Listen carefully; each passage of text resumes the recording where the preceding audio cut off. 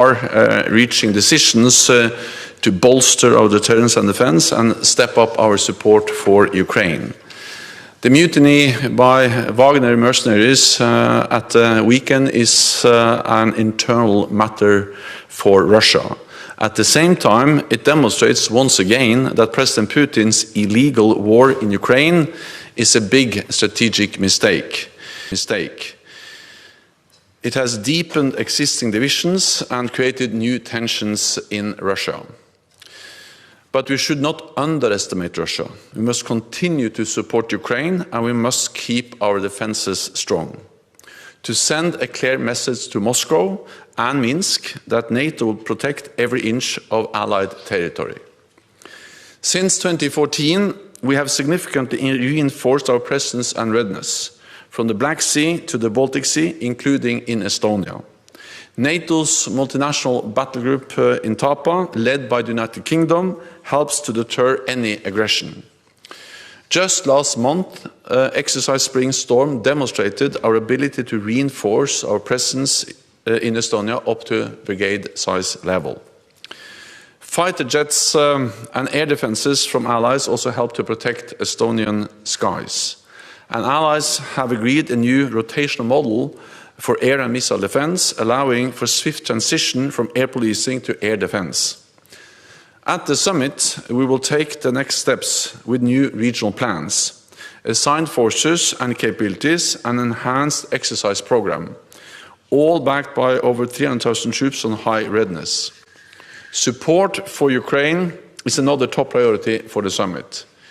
I welcome Estonia's leading role in providing critical aid and rallying the international community behind the Ukrainian people. We need to step up even more. At the summit, we will agree a multi-year package of assistance and upgrade our political ties with Ukraine. This will bring Ukraine closer to its rightful place in NATO. We also need to invest more in our security. At the summit, I expect we will agree on a more ambitious defense investment pledge with 2% of GDP as a floor, not the ceiling. Here too, Estonia is leading by example, investing more than 2% of GDP in defense. The Vilnius summit will be the first with Finland as a member, and we're working to finalize Sweden's accession as well. Therefore, I have called another meeting of senior officials from Turkey, Sweden and Finland next Thursday. The time is now to welcome Sweden as a full member of NATO. Let me finally mention Kosovo, which was also addressed in our meeting. Our KFOR mission continues to fulfill its UN mandate impartially. We call on both parties to refrain from anything that can further escalate tensions and return immediately to the EU-facilitated dialogue, which is the only way forward. So, Prime Minister Kallas, Kaya, once again, welcome to NATO. It's great to have you here, and I appreciate very much your leadership. Thank you so much. Thank you, dear Jens, dear Secretary General, dear journalists. We had a very good discussion, and I'm really pleased to be here in NATO headquarters today. We are living through turbulent times, and I really thank you, Jens, for having a principled stance and building allied unity throughout these difficult times. It is increasingly clear right now that Ukraine is winning this war with the help of transatlantic family right behind it. And it is clear that the sooner Putin gets that it's losing this war, the faster Russia will return to Russia. It is our joint responsibility to prove him by our continued support to Ukraine and our unity and decision-making. We also discussed preparations for the NATO's Vilnius summit. First, the permanent peace in Europe can only be possible when we end the grey zones in the security of Europe. Grey zones are a breeding ground for instability and wars. It is experience of my own country that NATO's membership is the safest, cheapest, and the most credible way of deterring Russia. Russia's aggression against Ukraine has also proved this point very clearly. The only thing that can end the cycle of aggressions against its neighbors is NATO membership. Hence, for peace, we need Ukraine in NATO. In Bucharest summit, allies agreed that Ukraine would become a member. This should not remain a hollow promise. What we need now is to define a practical path to meet this goal. And we need to send a strong message of hope to the Ukrainian soldiers in the trenches that with NATO membership on the horizon, they are fighting their last war with Russia. And second, we made historic decisions in Madrid summit. These were truly significant changes in the policy and also in the mindset. Now we need to put these decisions in practice. All allies need to continue to invest in security. This will make our transatlantic bond even stronger. By the time allies convene in Washington to celebrate this NATO's 75th anniversary next summer, we Europeans must also demonstrate the strategic leap not only in thinking, but also in real deliverables. For that, the defense of the NATO's European allies needs a truly decisive lift. We need to step up combat effectiveness, and we need deterrence credible enough to avoid the war and stop Russia's cycle of aggressions. For that, we need to increase defense investment spendings. For a credible deterrence and defense, it is key to close existing gaps in our capabilities and also in our stockpiles. Our long-term aim should be 2.5% of GDP. I know from experience how difficult it is for democratically elected leaders to argue for increasing costs on defense. In Estonia, we are increasing the defense expenditure to 3% of our GDP, and that requires raising taxes. And I can tell you, it's not popular. But time matters, and sending out right signals also matters. Just to give you an example from my own country's history, in 1933, the defense budget increase lacked political support in Estonia. In 1939, the tenfold boost of defense investments was already too late. None of the equipment made it to the time to defend us in the Second World War and from the occupation that followed. Third, Russia has tried to blackmail NATO away from its neighborhood. The outcome has been the opposite. Finland joined the alliance, and I hope Sweden will be joining as well. So in conclusion, it is a long war that Russia is fighting. It will not be over until Russia accepts and respects Ukraine's statehood. Developments within Russia should not blur our focus and resolve. Aggression must end in defeat. And long-term European security requires Ukrainian membership in NATO. We have to work on the wording how to get there. For peace that lasts, we also need accountability. I know that this is not NATO's topic, but I really want to stress this. We need the accountability for the crime of aggression, for Russia's leadership. Without the accountability, Russia's cycle of aggression, Russia's cycle of constantly attacking its neighbors will just continue and will never stop. Thank you. We'll take a few questions. Estonian public broadcaster in the middle. Yeah. Thank you for the opportunity. I'll ask two questions from both of you. My name is Joosep Berg from Estonian Public Broadcasting. The first question is if those new regional defense plans make sure that realistically the Allied territory is defended in case of conflict from the first meter, from day zero, until the victory against any enemy. And the second question is if Latvia and Lithuania should be fortified in the light of the presence of Wagner troops in Belarus. Thank you. First of all, we have to understand that NATO already has plans and capabilities in place to defend every ally and every inch of allied territory. And then we are further strengthening our deterrence and defense, partly by the decision we made in Madrid, and then the implementation and the follow-up that will happen now in Vilnius. And this is about assigning specific forces to specific territories, and also to increase readiness of our forces. The main purpose of this is actually not to fight the war, but to prevent the war. And deterrence has worked for more than 75 years, or for almost 75 years for this alliance, since we were founded in 1949. And therefore, this is partly a question of forward presence. We have increased our presence also in the Baltic region, but also about high readiness, the ability to quickly reinforce, and pre-positioned equipment. And then we have to remember that the capabilities we can move most quickly is air and naval forces, which is also part of the deterrence in the Baltic region. So yes, we are constantly assessing the need for presence of ground troops across the whole alliance, including in the Baltic region.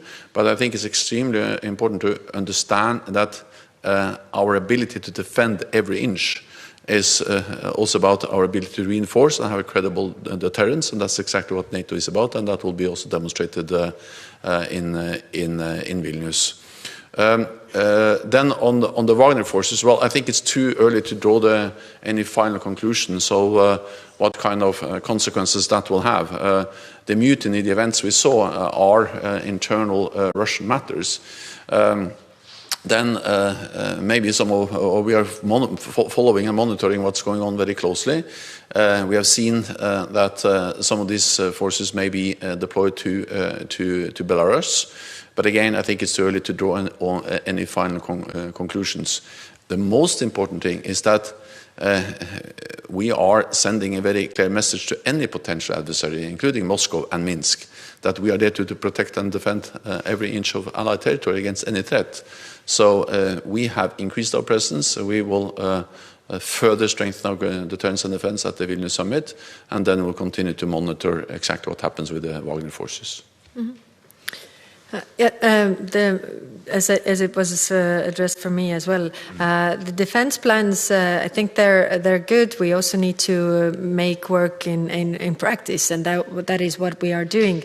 That the combat readiness of the troops is really not a word on the paper, but actually in real life, and that actually requires the defense investments of all the allies to increase as well, to be ready to fulfill the warehouses regarding ammunition, the equipment necessary.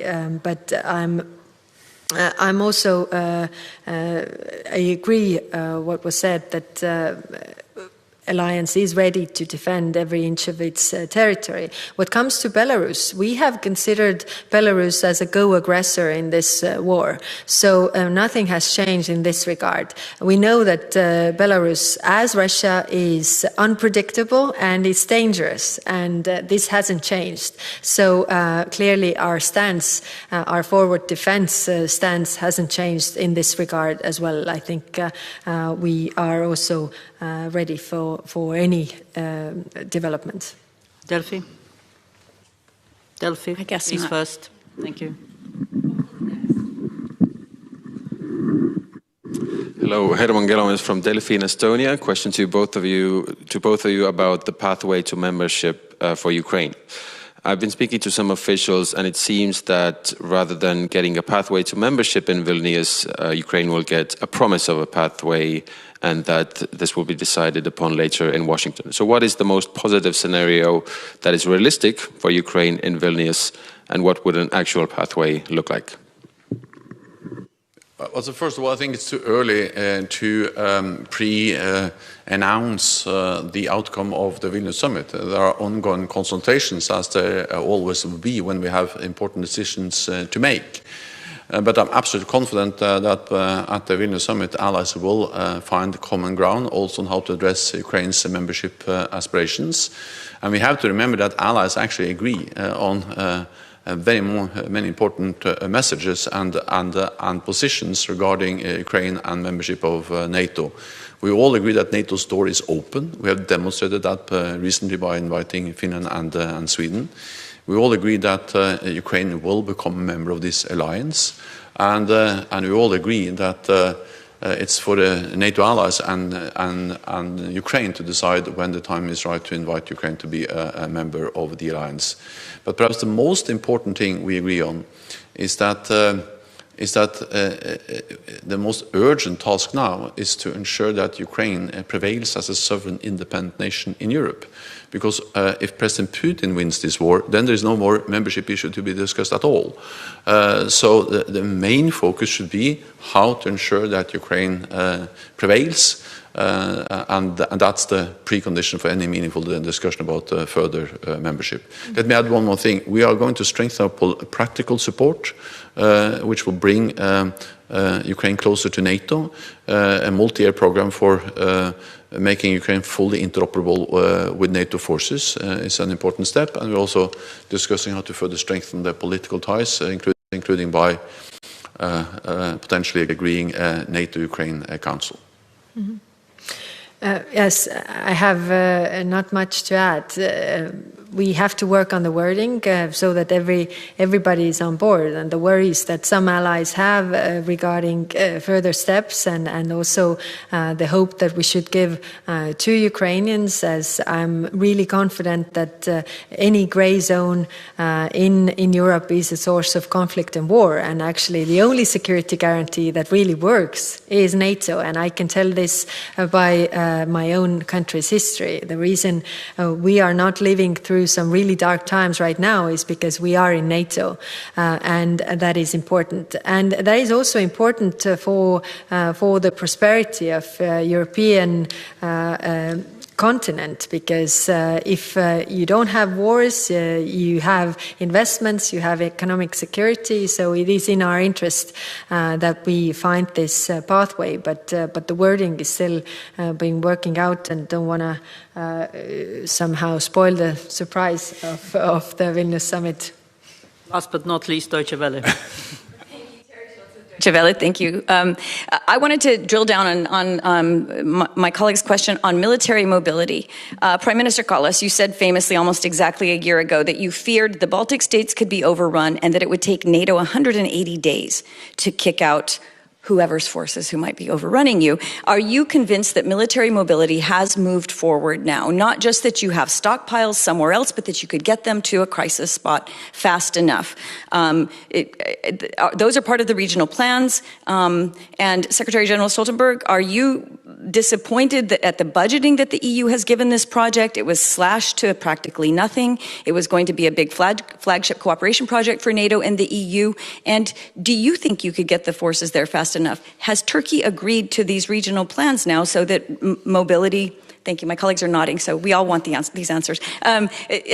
Is military mobility really going to take a big step at Vilnius? Thanks. Yes, this is a big issue. First of all, we have moved from the deterrence posture to defense posture, which means that we are not in a way of, conquering the territories back or liberating the territories afterwards, but we are ready to defend the territories from the first minute and the first centimeter. Of course, there's room for some development regarding the military mobility, but what I want to stress now is that we have Finland in NATO. That changes the whole picture, because of the military mobility, not only making us as a peninsula in terms of NATO, but actually being in the middle.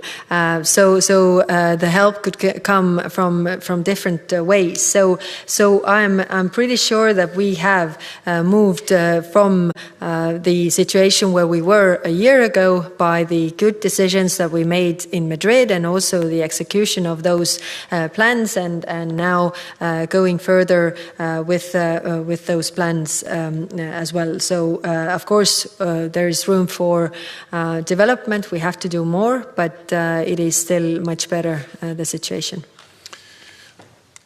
NATO has, over the last years, since 2014, implemented the biggest reinforcement of our collective defense in a generation. An important part of that has been and continues to be military mobility.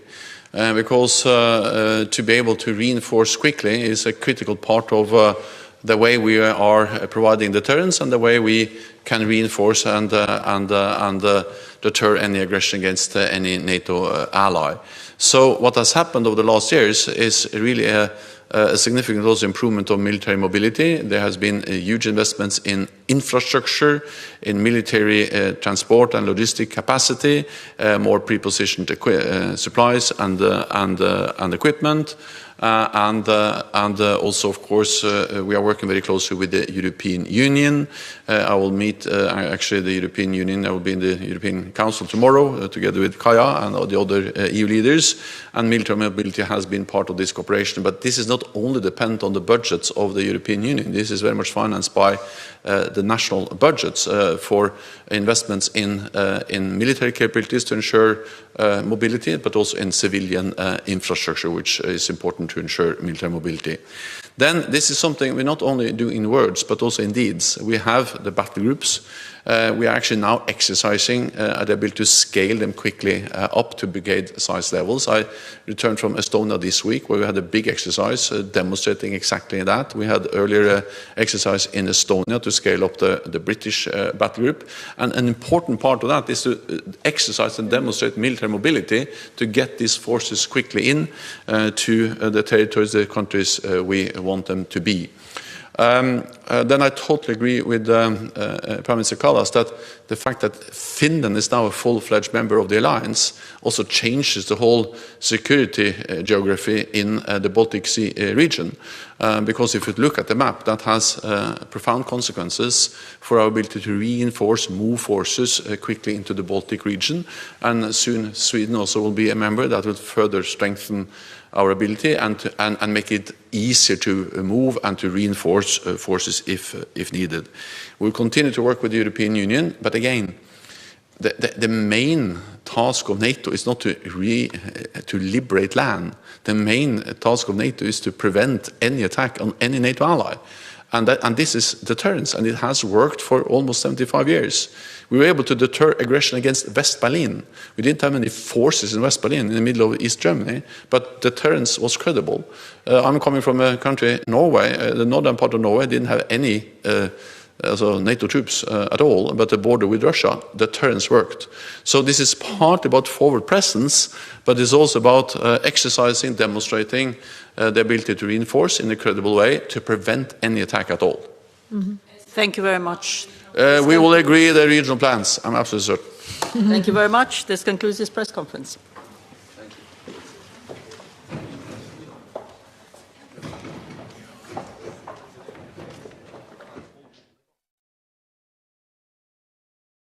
Thank you.